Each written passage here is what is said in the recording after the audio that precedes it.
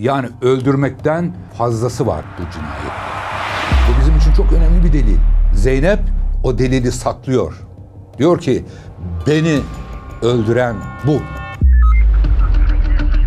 Önemli olan o delille o cinayeti ilişkilendirmek. İşte o zaman somut delil olur. Bu bir öfke cinayeti. Değerli dostlar merhaba. Ben İrfan Bayar. Yine huzurlarınızdayım. Yeni bir cinayet dosyasını beraberce irdeleyeceğiz, açacağız, konuşacağız ve sonuçlandıracağız. Aklıma gelmişken söyleyeyim. Kanalımıza abone oldunuz değil mi? Eminim oldunuz. Olmadıysanız da hadi basalım oraya. Teşekkür ediyorum. Kıymetli dostlar, bugün sizi Bodrum'a götüreceğim. Ama o cennet köşesi Bodrum değil. Bir apartmanın bodrumuna gideceğiz. Bu bodrum bir cinayet mahalline ev sahipliği yapıyor. Hep derim ya, olay yerine ev sahipliği yapan bazen bir köydür. Anlattığımız olaylarda köy. Örneğin Narin olayı değil mi? Bazen bir sokak ev sahipliği yapar. Bazen bir cadde, bazen bir iş yeri, bazen bir ev. İşte bu sefer de bir bodrumdayız. Bodrum olay yerine ev sahipliği yapıyor. Peki niçin ineceğiz Bodrum'a? Çünkü yine bu sefer gerçekten acımasızca ama hunharca ama kafatası, yüzü dağılırcasına işlenmiş bir cinayetten bahsedeceğim. Bu bir öfke cinayeti. Bu bir kahır cinayeti. Ne derseniz deyin. Yani öldürmekten fazlası var bu cinayette. Yine polis birimine gelen bir ihbar. Ne yazık ki yine bir cinayet ihbarı. Nerede dedik? Bir apartmanın bodrumunda. Bodrumu bir tanımlayalım. Hani bazı apartmanların her daireye ait kendi bölümleri vardır. Anahtarla girilir. Bu böyle değil. Bu hani sığınak olarak yapılan noktalar vardır ya, sığınak anlamında yapılır bodrum katları ve eşyalarını koyarlar ev sahipleri, orada sakinler gelirler, eşyalarını fazla olanlar kenarlara koyarlar. İşte bodrum öyle bir bodrum. Açık alan ama oturanların fazla olan eşyalarının da konduğu bir nevi depo niteliğinde. Polise gelen ihbar bir kapıcı tarafından, o görevli arkadaşlarımız var ya, apartman görevlisi arkadaşlarımız tarafından iletiliyor polise.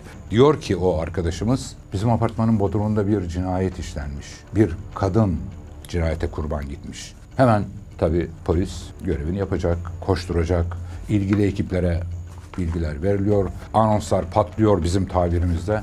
Anonslar patlayınca asayişi de, olay yeri inceleme, herkes gidiyor olay yerine. Çünkü herkesin görevi var orada. Gerekli tedbirler alınıyor. Gerçekten olay yerine ulaşıldığında gerçekten vahşice işlenmiş bir cinayete sahne olduğunu gördük o bodrumun. O nasıl bir öfkedir? O nasıl bir kahırdır? Nasıl bir kindir? O kadını o hale getirecek. Kafatası kırılmış vaziyette. Ağız, burun kırılmış vaziyette. Ben derler ya, paramparça olmuş ve yetmemiş, bir de boğazında ciddi bir kesik var. Bir de burada dikkatimizi çeken bant. Ağzı tamamen bantlanmış.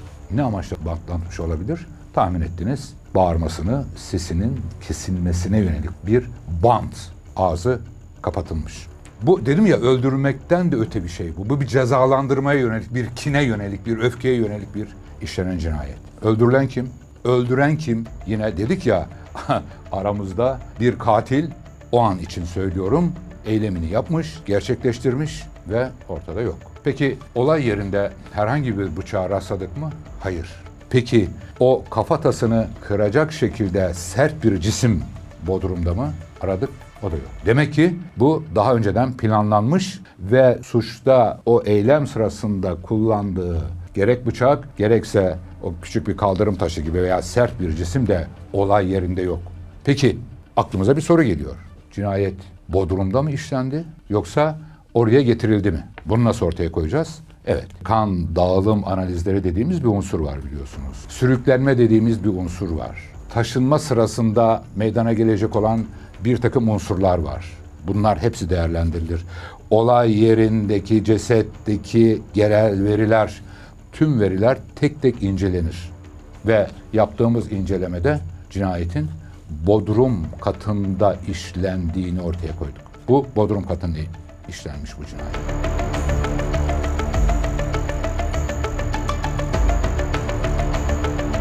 Bodrum katında neden işlendiğini ortaya koyduk?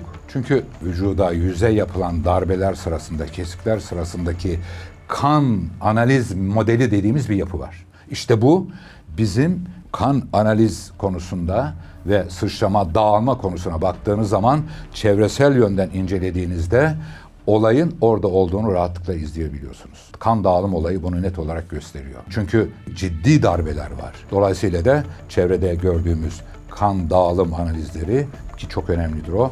Hatta bunu da söyleyeyim. Kan damlalarının olay yerindeki damlalara baktığımızda kişinin nereye doğru, bazen kişi yaralanabiliyor. Eğilimini koyduktan sonra kendi de yaralıyor. Kişiyi öldürürken kendisinde de bir takım yaralanmalar, el kesikleri meydana gelebiliyor.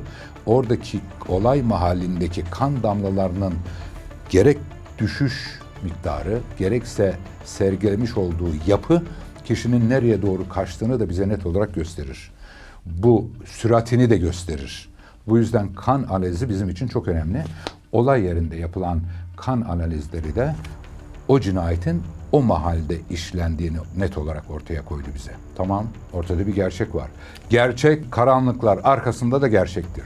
Ve bir gün ortaya çıkma gibi kötü bir huyu vardır. Şimdi gerçek ne? Ortada hunharca işlenmiş bir cinayet. Peki ne yapacağız? Ortaya koyacağız. Kimi? Bu katili yakalayarak adalete teslim edeceğiz. Hangi yolla? Yine bilimsel yollarla. Amasız, fakatsız. Öyle değil mi? Bütün mücadelemiz bu değil mi? Bilimden hiçbir zaman ayrılmadık, ayrılmayacağız. Evet, polis araştırmaya başlıyor. Bu kişinin özel bir iş yerinde çalışan Zeynep adında bir kadın olduğu, 28-30 yaşları civarında bir kadın. Çevrede çok tanınmıyor çünkü başka bir yerde oturduğu konusunda bilgiye ulaşılıyor daha sonraki araştırmalarda. Neyse, bununla ilgili olarak bu kişinin, çünkü üzerinde herhangi bir kimlik olgusu da yok, kimlik de çıkmadı.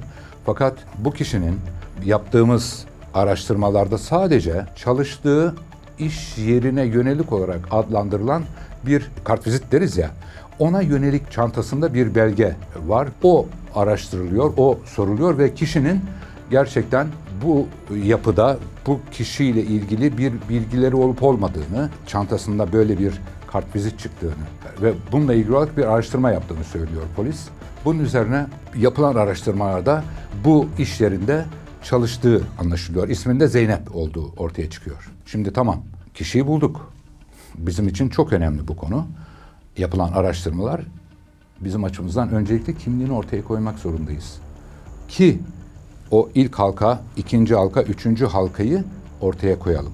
Halkalar başladı çalışmaya. Soruşturmacı polis bu konudaki ilk halkalardan itibaren başladı. Ancak bu arada kapıcı olarak, daha doğrusu apartman görevlisi olarak adlandırdığımız diğer apartman görevlilerinden de bu konuda yardım istendi. Bu kişiyi daha önce gördünüz mü? Geçerken görmüş olabilir veya oradaki esnafla görüşüldü, onlarla ilgili var ve herkesin görüşüne başvuruluyor. Özellikle o apartman görevlilerinin cinayet mahalline getirildiğinde oradan bir an önce ayrılmak istediklerine yönelik çabalarını görmüştük. Gerçekten dayanılmaz bir tabloydu orası. Hatta bu arada mahallenin muhtarı da devreye girdi, onunla da konuşuldu. Fakat o da çok net olarak hatırlayamadığını, yani böyle bir şey hatırlamadığını söyledi. Fakat tabii bu arada polisin yaptığı çalışmalar, halkalar genişliyor ve bu halkalar genişlemesinin faydasını her zaman görmüştür yaptığımız çalışmalarda soruşturmacı polis. Uzak sayılabilecek olan bir apartmanda yine apartman görevlisi olarak adlandırılan bir kişi geliyor. Uzak olduğu için daha sonra cinayet mahalline geldiğini hatırlıyorum. Ve geliyor ve o kişiyi giysilerinden, saçından hatırladığını ve zaman zaman kendi apartmanlarına geldiğini, girdiğini, çıktığını ifade ediyor. Hatta bir ara, bir gün Saim akıllı bir kardeşimizdi. Siparişleri toplarken dairelerde bilirsiniz gelir işte ne alacaksa ertesi gün veya akşamla ilgili olarak. Orada bir dairenin kapısı önünde kapının açılmasının beklediğini görmüş, hatırlıyor Zeynep'i. Diyor ki ben sipariş toplamak için katları dolaşırken apartmana girmiş, o sırada benim bulunduğum kata gelip kapıyı zili çaldı, bekliyordu. Güzel. Şimdi polis için önemli bir done, önemli bir bilgi. Şu ana kadarki en önemli somut bilgi. Ne bu? O dairenin önünde zili çalarak beklemesi. Demek ki o daireyle ilgili bir bağlantı var. Bir ilişki var orada. Polis bu bilgi doğrultusunda gerçekten önemli bir bilgi. Oradaki bir arkadaşı olabilir. Yani bu ille de katil olarak adlandırmıyoruz bu olayı malum. Ama polis dedik ya septik düşünecek, şüpheli olacak ve mutlak surette tabii ki o daireye gidilecek. Gidiliyor, akşam saatleri kapı açılıyor, polis kendini tanıtıyor, durum anlatılıyor. Yakup isminde bir vatandaş o dairede oturduğunu ve beraberce evi paylaşan başka bir arkadaşı da olduğunu söylüyor ama şu anda onun olmadığını ifade ediyor. Polis cinayetle ilgili olarak kendisinin bilgisi olup olmadığını Yakup'a soruyor. Diyor ki Yakup'a, şu apartmanın bodrumunda bir kadın öldürüldü ve yaptığımız araştırmalarda bir arkadaşımız bu kadının geçmişte bu apartmana zaman zaman gelip gittiğini, hatta bir keresinde arkadaşımız sipariş alırken diğer dairelerden bu kadının bu daireye geldiğini belirlediğini söylemiş. Bu yüzden de biz buradayız diyorlar. Bu yüzden sizin görüşünüzü almak, ifadenize başvurmak durumundayız diyorlar. Yakup konuyu dinledikten sonra kadını hatırlamadığını, hiç görmediğini, dolayısıyla da kendisinin bu konuyla ilgili olarak bir bağlantısı olmadığını ifade ediyor. Bu refleks olabilir. Genelde hep bunu karşılaşmışızdır, rastlamışızdır. Kişi refleks olarak hep inkar eder. Benim haberim yok. Kendini yerden yere atan birçok insan görmüşüzdür geçmişte. Ama sonuçta katilin o çıktığını ortaya koymuşuzdur. Yine böyle bir manzarayla, böyle bir tabloyla karşı karşıya olabilir polis. Ama Yakup doğru da söylüyor olabilir. Öyle değil mi? Yani gelmiştir ama kendisini tanımadığını, artı evde bir başkasıyla bir arkadaşı, ev arkadaşı olduğunu ifade ediyor. Peki polis soruyor doğal olarak. Kim bu arkadaş? Okan. O da özel bir sektörde çalışıyor ama şu anda evde olmadığını ifade ediyorlar. Bunun üzerine polis Yakup'a diyor ki evde bekleyeceğiz. Onun da görüşünü almak zorundayız. Önemli bir konu. Çünkü bu daireye gelmiş olması bizim açımızdan son derece önemli. Bu yüzden o Okan'ın da bu konuda bilgisi olacaktır mutlaka. Ve dışarıda da bir ekibimiz malum dış harici görevde. O da apartmanın girişinde bekliyor. Mesafeli bir yerde. İçeride de bizim ekiplerimizden 2 tane arkadaşımız da Yakup'la beraber evde bekliyorlar. Aradan belli bir süre geçtikten sonra akşam saatleri, saat 9 civarlarıydı, öyle hatırlıyorum. Dışdaki arkadaşlar diyorlar ki eve bir giriş oldu, apartmana bir giriş var. Tamam, apartmana girer ama başka bir yere de girebilir o. Ama eşkale de uyuyor. Neyse Okan anahtarıyla kapıyı açıyor ve eve gidiyor. Eve geliyor ama evde sadece Yakup yok. Tanımadığı 2 kişi var. Yakup diyor hayırdır? Yeni senin hemşerilerin mi kardeşim falan. Polis önce sessiz kalıyor. Neden? Çünkü Okan'ın davranışlarını, vücut dilini çözmek durumunda. Davranışsal olarak rahat mı, telaşlı mı şeklinde. Polisler diyorlar ki biz buyuz, bu nedenle buradayız. Biraz önce söyledim ya, hani reflekste inkarlar. Aynı Yakup biraz önce nasıl ifade ettiyse bazı refleksle hayır ben böyle bir şeyde haberim yok. Doğru olabilir. Okan da aynı şekilde diyor ki ne zaman öldürülmüş? Nerede? Kim? Gibi konulara giriyor. Burada kıymetli dostlar çok önemli bir konu var. Otopsi sırasında bakın dedim ya delilden sanığa gitme ne kadar önemli. Bir ufacık delilin nasıl büyük olayları aydınlattığına defalarca şahit olan bir kişi olarak olay yerindeki her bulgu delil, onu da söyleyeyim, her bulgu delil değildir ama her delil bir bulgudur. Bakın tekrar ediyorum. Olay yerinde elde edilen her delil, her bulgu delil değildir ama her delil bir bulgudur. Önemli olan o delille o cinayeti ilişkilendirmek. İşte o zaman somut delil olur. Şimdi otopsi sırasında yapılan incelemede adli tıp uzmanlarının dikkatini bir şey çekiyor. Zeynep'in sağ eli sıkı sıkıya kapalı. Yumruk olmuş. Açıldığında bu göstereceğim sizi başka olaylara da götürecektir inanıyorum. Geçmişte, yakın geçmişte yaşanan hani o yavrunun elinde de bir saç telleri vardı ya hatırlayın. O yumruk yapılmış, yumruk hale gelmiş elinde Zeynep'in açıldığında 4 tane saç teline rastlanıyor. 4 tane. İşte bu bizim için son derece önemli bir delil. Son derece önemli bir delil. Çünkü DNA'dan mitokondriyal DNA olarak adlandırıyoruz biz bunu. Saçtan kişiyi rahatlıkla artık DNA incelemesiyle, ekstresiyle rahatlıkla bulabiliyoruz. Bu bizim için çok önemli bir delil. Bakın Zeynep o delili saklıyor. Diyor ki beni öldüren bu. Mücadele var çünkü. Ciddi mücadele yapıp verilmiş o sırada. Çünkü olay yerinde bunu net olarak görebiliyoruz. Yüzündeki olaylar, vücudundaki, boğazındaki kesme. Burada bir mücadele var. Kriminal laboratuvarda bu saçlar DNA bölümünde, biyoloji bölümünde tabii ki saklanıyor. Niçin? İlişkilendirebilmek için şüphelilerden alınacak DNA konusunda.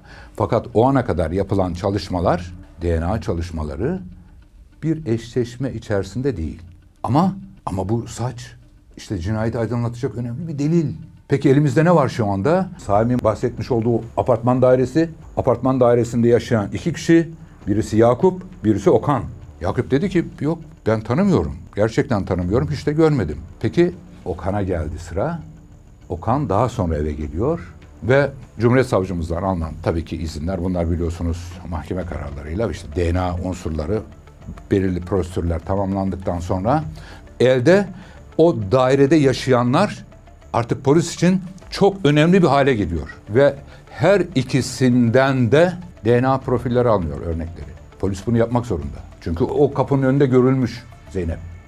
Ve orada yaşayan 2 tane erkek var. Kendileri inkar edebilir. Ama delil yalan söylemez. Bu çok net. Göreceğiz zaten. Peki İrfan Hocam, Yakup'ta ya da Okan'da herhangi bir boğuşma izi var mıydı? Bu konuda yaptığımız çalışmalarda kendilerinde belirgin en ufak bir iz yoktu. Bir boğuşma izi, öyle bir şey yoktu. Yani zaten yapı olarak da fizik olarak da güçlü, kuvvetli tabir ettiğimiz insanlar vardır ya. O yapıda bir insan. Dolayısıyla o bir boğuşma sırasında insanda olabilecek herhangi bir iz, herhangi bir ilk planda yok. Öyle bir şey yok. Bu yüzden bizim için önemli olan işte bu DNA'dan yola çıkarak, bu saçtan yola çıkarak bu cinayeti aydınlatmak. Artık polisin elinde çok önemli somut bir delil var. Ve Yakup'tan ve Okan'dan alınan DNA örnekleri kriminal laboratuvarda, dediğim gibi benim başkanlığını yaptığım birimde, laboratuvarımızda biyologlar tarafından incelemeye alınıyor. Çok geçmiyor. O kadar net olarak oturdu tabirini kullanıyoruz biz. O kadar net oturuyor ki DNA örnekleri ve Okan bu cinayeti işlediğini itiraf ediyor. Çünkü Okan'ın DNA örnekleriyle saçlar birebir aynı. Çünkü bu saçlar Okan'ın saçı. 5N1K dedik ya. Gel bakalım Okan. Bu cinayet neden işlendi? Bu kadını hayattan niye kopardın? Hunharca bu kadar şiddet uygulayarak, darp ederek, boğazını keserek. Okan sakinledikten sonra polis merkezindeki ifadesinde Zeynep'le belli bir süredir tanıştıklarını, hatta belli bir süredir de ilişki yaşadıklarını ifade ediyor.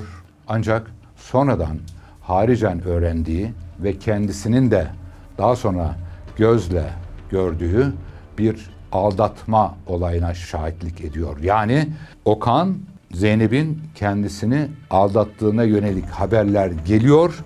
Daha sonra yapmış olduğu takiplerde gerçekten de Zeynep'in bir takım insanlarla buluştuğunu ortaya koyuyor. Diyor ki bunları gördüm, çağırdım, konuştum, yapma bak seninle ilgili çok ciddi düşüncelerim var gibi ifadeler kullanıyor ama bu cinayeti işlemek için asla bir sebep olamaz. Yani hem de hunharca işlenmiş bir cinayet. Neymiş? Kendisiyle görüşürken başka erkeklerle de görüşebilir. Onlarla da arkadaş olabilir, sohbet edebilir. Yani neyse bunu hunharca öldürmek midir? Ama kendisi kıskançlık krizine girerek, kendini kaybederek o Zeynep'i o yaşta maalesef hunharca katlediyor. Yetmiyor, boğazını kesiyor ve hayattan koparıyor. Neden? Kıskançlık. İrfan Hocam, sizce cesedi orada tutmaya devam edecek miydi yoksa götürecek miydi? Okan'ın ifadesi neydi? Öncelikle bir tespit yapıyor ve burayı gözlüyor, burayı buluyor. Yani yer itibariyle buraya buluyor ve zaten oraya çağırıyor. Bir vesileyle oraya çağırıyor ve orada buluşuyorlar. Hatta ilk planda kendi Zeynep de bir anlam veremiyor. Biz ne yapıyoruz bu yabancı bir apartman şeklinde. O da bir takım vesilelerle, bahanelerle aşağı indiriyor ve orada başlıyor konuşma. Ve kendisine bu konularda duyduklarını, gördüklerini anlatıyor Zeynep'e. Ama Zeynep kendini bir takım savunma arkadaşlarım olamaz mı görüşebilirim şeklinde ifadelerde bulunuyor. Bunun masum olduğunu, yani masum bir ifade bu, gidiyorum, görüşüyorum, oturuyoruz, sohbet ediyoruz gibi ama o kadar konuya kendini şartlamış ki, o kadar fokuslamış ki Okan kendisinin artık aldatıldığını ve bunu kabul edemeyeceğini ifade ediyor. Çünkü kendisinin gerçekten ona yönelik çok ciddi düşünceleri olduğunu söylüyor. Belki de bunu kendini kurtarmaya ve yumuşatmaya yönelik bir ifade de olabilir. Bunu adli yargılarımız tabii ki değerlendirdiler ve sonuç itibariyle, çünkü bu tahammüden tasarlayarak adam öldürme olayıdır bu. Çünkü bizzat götürüyor ve orada eylemini koyuyor ve tabii müebbet hapiste cezalandırıldı ve hak ettiği cezayı da böylece buldu. Bu tür konularda kıymetli dostlar hep sormuşuzdur, pişman mısın diye. Bunu biliyorsunuz adli mercilerde yargılama sırasında da sorarlar. Biz de bunu mutlaka sorgulama sırasında, ifade sırasında sorarız. Fakat çok ilginç bir ifade oldu. Alışılagelmişin dışında insanlar genelde çok pişman olduğunu, bir anla refleksle bu işi götürdüğünü, bir anlık refleksle bu cinayeti işlediğini ifade eder, pişman olduğunu söyler. Bu adli yargıda mutlaka değerlendirilir, işte pişmanlık duyumu. Fakat Okan asla pişman olmadığını ama asla da pişman olmayacağını, bu cinayeti bilerek ve kasten isteyerek bu işi yaptığını ifade etti. Bu da önemli bir anekdot olarak kayıtlara geçti. Kıymetli dostlar, yine dediğim gibi içimizi acıtan, buran, hunharca işlenen bir cinayeti beraberce irdeledik, dosyayı açtık ve katili bulduk, adalete teslim ettik ama Zeynep mezarda, toprakta. Evet, bir dosyanın daha sonuna geldik. Gelecek dosyalarda buluşmak üzere. Şimdilik hoşça kalın.